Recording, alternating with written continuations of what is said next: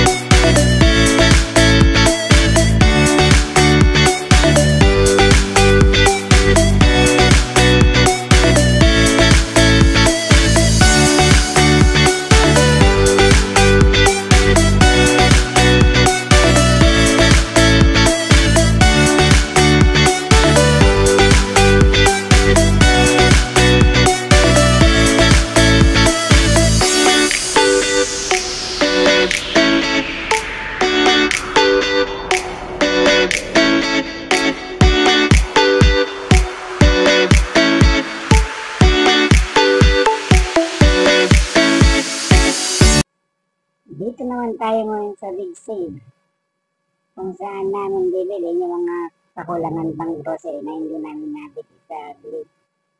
Tara na.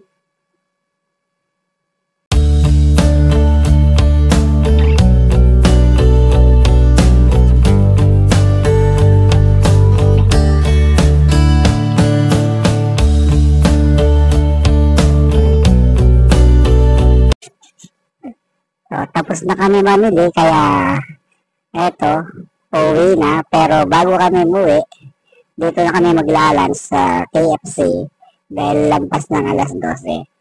So, sige, salamat sa panonood, hanggang sa muli.